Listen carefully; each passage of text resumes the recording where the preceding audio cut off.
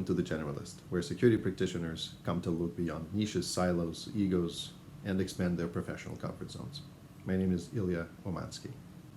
This is episode 6, and the name I chose for this episode is The Failure is Ours. And I want to talk to you about how we don't look in the mirror often enough when we consider still the inconsistent access to the C-suite, inconsistent recognition of the value that asset protection brings to organizations by senior management. And of course, because of it, we see good practitioners lose their jobs when a single incident occurs and the blame is put on them. We also see that there is a continual struggle between, let's say, practitioners in asset protection and senior management in terms of reaching understanding about the extent of protection of assets, the extent of risk that is applicable to mission-critical assets. So I believe wholeheartedly that C-suite really is not to blame. Why? It's not that I say that there aren't ignorant people there, or that there are people that open their arms to welcome any practitioner in asset protection. No, they have their challenges in terms of accepting risk, understanding it, and also accepting advice. But the reason why I feel we don't have sufficiently consistent access to the C-suite and to helping them understand risks and manage it is because we may not be doing a good job in understanding and defining and practicing our own competence, our own skills, and building those skills so that we can communicate the risks better to the C-suite, and we also can draw very understandable connections between mission-critical assets, the risks to those assets, and therefore risks to business objectives. I've said it many times that this is something that is just important for any organization, no matter whether it's in the public or private sector, to foster, to build into their culture. So I also submit to you that it seems like the C-suite, over the years that our industry has been growing and gaining some, some members and talent, the C-suite hasn't learned any better how to select and how to look out for practitioners in asset protection. And they also don't know any better about what competence to look for. So traditionally, my experience has been that senior leadership in organizations typically looks at executive protection, guarding, of late data protection, cybersecurity, and investigations as the core,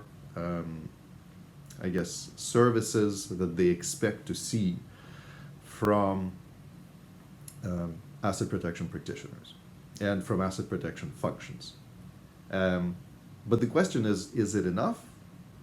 Do they understand that there's much more that asset protection practitioners should be doing? And is it too focused an expectation?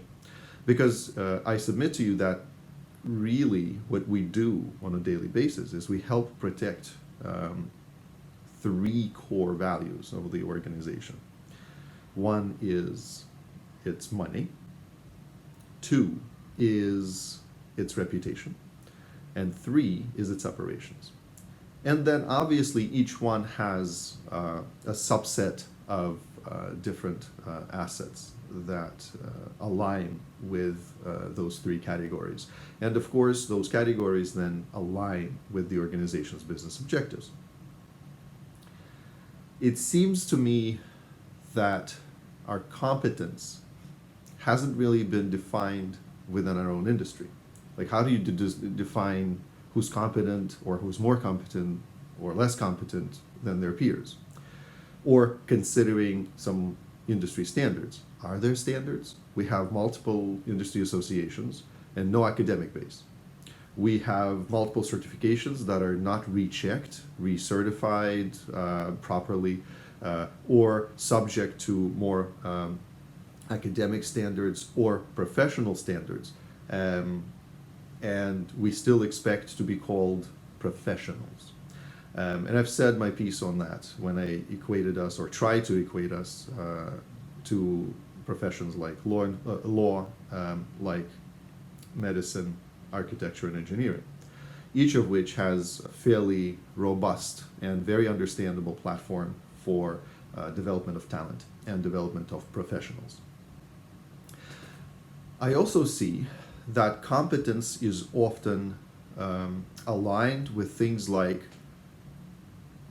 cyber security skills, or counterterrorism skills, or threat intelligence skills, some of which is gained in military and law enforcement, and some of which, particularly in the area of data protection, is gained through, I guess, the recognition within the data protection community, and also by the development of the career within a certain set of organizations. So basically ascending through different roles, possibly from IT and onwards, or sometimes getting a degree in computer science that also has some value in it, and obviously backed by certifications like CISSP and so on.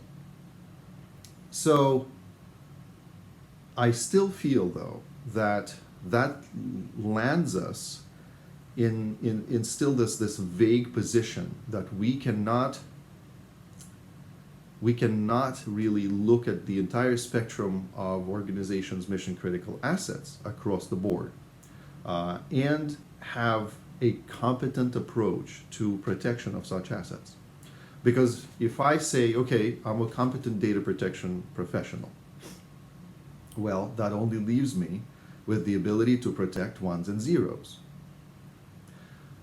Where do I stand with the skills for protection of other assets? And mind you, I've said many times, and I welcome for you to counter me on this, information is not only restricted to ones and zeros. So information could reside on paper, or it could reside in somebody's head. And so neither is ones and zeros. So how do you protect that if you don't have sufficient skills to do so? The same applies to those who gained counterterrorism and threat intelligence skills. All very useful, but do those people understand the rest of the spectrum of solutions and required skills that would be very useful for protection of assets? For example, a person in counterterrorism and threat intel probably knows very little, if anything, about data protection, right? So you already have a lack of competence. The same person probably doesn't understand much about force protection for facilities, site selection, things like vehicle barriers, things like blast reinforcements, things like guarding operations, right? And they also probably don't understand or understand very little about security asset protection technologies, such as access control, video surveillance, intrusion detection, and so on. So we have this set of gaps in the way we define and qualify our competence. I think because of it, the C-suite doesn't know what to look for. They are a bit I guess, led astray, if you will, or diverted to thinking, oh, okay, because this person served in military or law enforcement, or because this person has been, let's say, chief information security officer or a data protection director or something in a relatively senior role, that means that they know, right? The job descriptions are terribly written. Today, you can see a lot of gaps in them and a lot of wishful thinking, and you still have this issue of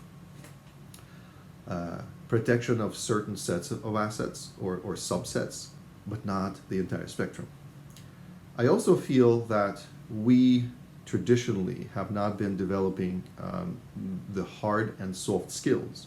And the hard part I already discussed with you, where one could know data protection but not the rest, or one could know, let's say, threat intelligence and counterterrorism but not the rest of solutions and tools and measures for protection of assets. So that's on the hard side. But what about the soft side? Are we good at influencing? Do we understand negotiation skills? Do we understand how to present? Do we understand the difference and the qualities between verbal and nonverbal communication? Do we understand how to design a good user experience when we interact with others? So all of that is kind of part of the soft skills, part of the sale that we have to make to senior leadership in order to inform them of risks, in order to help them understand how to make risk-conscious decisions relative to business objectives. And so I don't think that we've been doing consistently good job with that. On top of that, we have a problem, and I'm sorry to say doesn't seem to be going away, with exclusive language. I hear nearly every day the words firewall, the words SIEM, the words orchestration and user behavior analytics, and I hear enterprise security risk management, convergence. None of those words are in senior leadership lexicon. I just want you to kind of get it into your heads. They don't think in those terms. When you start including those terms in your conversations and your communications, that makes senior leadership either frustrated that they don't understand, which means that your conversation is not going to go well, or it simply makes them bored because they'd rather just tell you yes, okay, or counter you with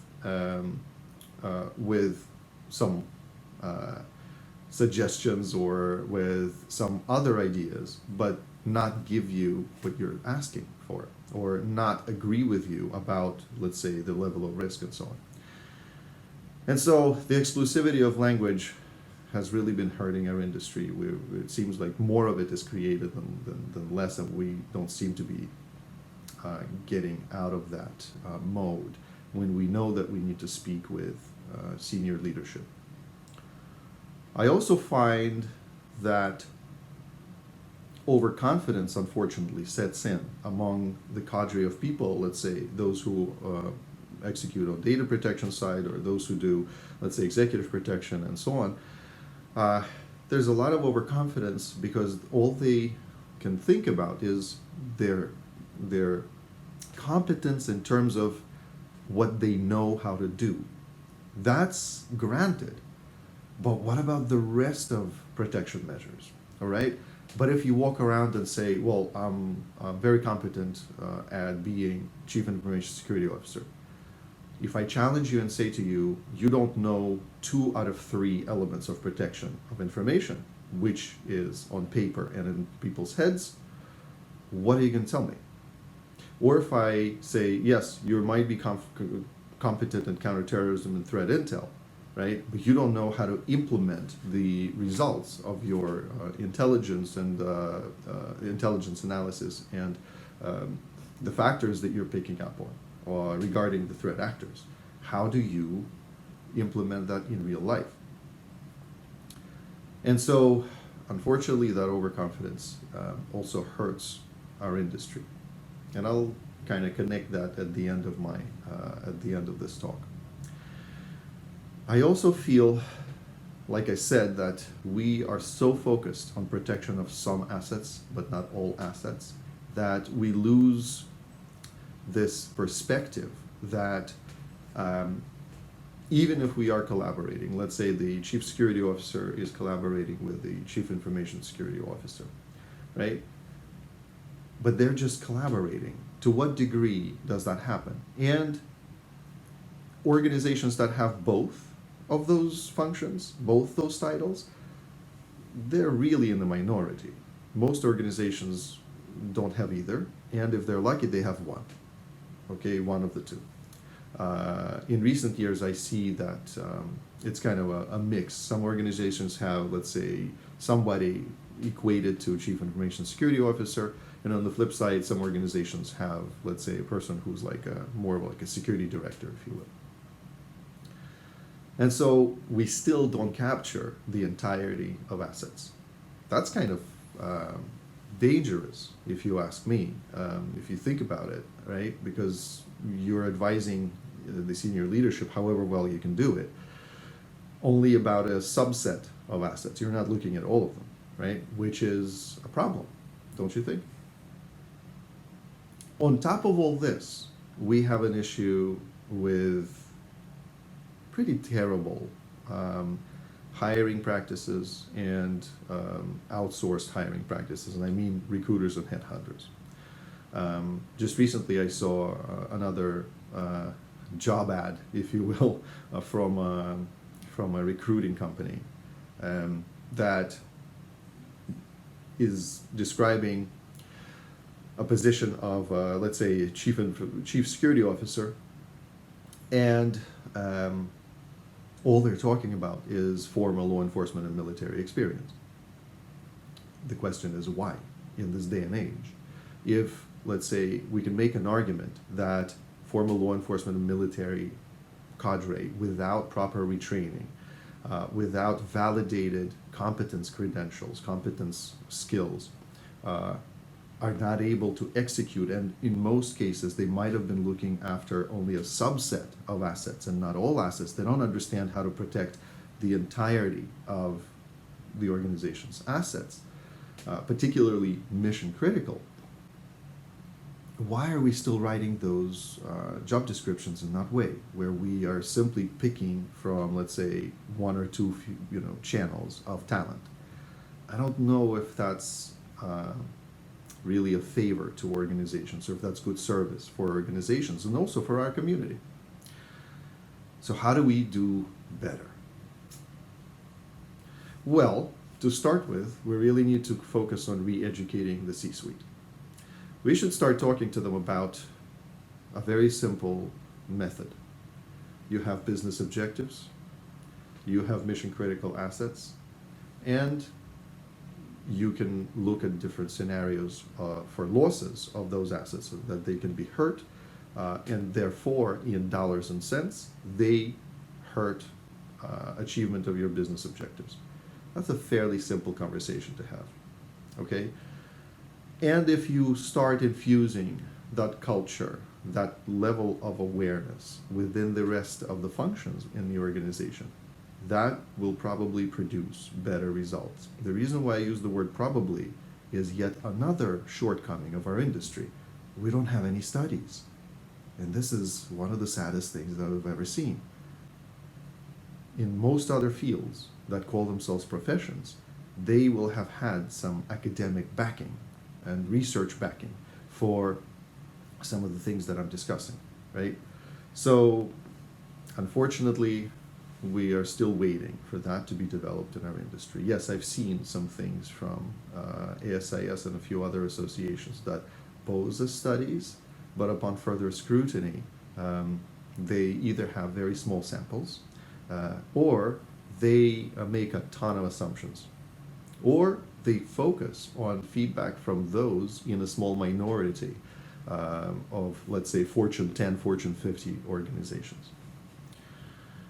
So we really also need to move from trade to profession. I already have a separate episode where I discuss how to do that. Obviously, it relates to building academic foundations. It has nothing to do with somebody who's moving from public sector, from the government, to the private sector. Anyone can deliver good results in asset protection if they're properly trained. Okay? So that's something that we should be thinking about and changing in our industry. And then you will see that recruiters will start looking at talent differently with broader appreciation. We also should be building a class of generalists. We really are lacking that generalist skill set in our industry. People come from either manufacturers and they call themselves security professionals. People come from product developers and they call themselves security professionals. People come from military and law enforcement and they call themselves security professionals. People gain certifications which are only given once in their career without proper revalidation or any licensing, and they call themselves security professionals.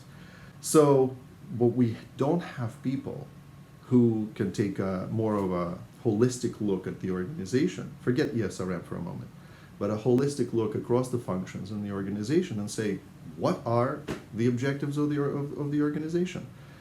What risks exist to the mission critical assets, right? And how are those assets managed by different functions within the organization?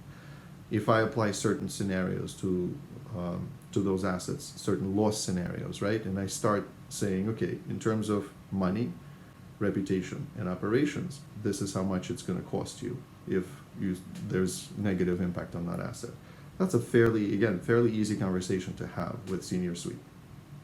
And so generalists are best positioned to do that because not only can they have that conversation, but they also can start looking at a wide spectrum of resources, right? Technologies, third-party providers, and look for capability to start managing protection of assets across the board without having to side with either cyber or physical. And so I leave you with kind of the final couple of thoughts. One is we really should be looking and applying more, or developing more nuanced understanding of what are the business objectives in organizations, or objectives if let's say if it's a public organization, government organization, NGO. And we also need to understand what are the mission critical assets. If I remove something from the organization, we can't meet the objectives. That becomes a mission critical asset. It could be a building, could be a group of people or groups of people, it could be certain technology resources and what have you, maybe even third-party relationships, because we do rely for mission critical operations on third parties as well, as I'm sure you know. So that nuanced understanding can start reshaping how we view protection of assets in general, and how we then communicate in simple terms how mission critical assets and risks to them can affect business objectives. The best conversation to have is across the three categories. One would be finance and money. Second would be reputation and how much that damage could cost. Third would be operations and how much damage to operations could cost. We can't achieve any of this without building and really using our humility. Why? Because on multiple occasions, and very recently and in many years that I've been in the industry, a lot of people walk around with their egos on their shoulder or with their egos written across their face. I had a conversation with a person who was who shared with me that he hires executive protection teams in Mexico to deliver service. And I said to him, to what degree do you vet them? Do you even understand what kind of quality they provide to you? And he very quickly stopped talking to me. Okay? The same conversation I'm having when I walk around with practitioners around, when I do facility assessments. And I notice how when I tug on different door levers and I pull on doors and I try to, let's say, gain access to certain portions of the facility, or I observe behavior of security officers, I notice how either they're taking studious notes and they're kind of looking at me with a bit of concern because I'm seeing things that they haven't seen before. Or when I come to their command and control facilities and I notice how there's no prioritization in terms of tasks, in terms of signal assignments, and in terms of user experience within that facility. Or the fact that none of the facilities that I have seen have been built using ISO 11064. And so there are two paths to take here. One is be humble and accept advice, understand that you have a lot more to learn, and start building on those skills, and really become a continual learner. Or to say, I don't want this. This is threatening my position in the organization because I may get fired, and shut it down altogether, shut down any type of useful advice. So humility is the quality that will help our industry, help individual practitioners, help young and aspiring practitioners to excel in asset protection. Without it, I'm scared that we might not achieve better progress. I leave you with these thoughts. Thank you again for your attention. Stay well.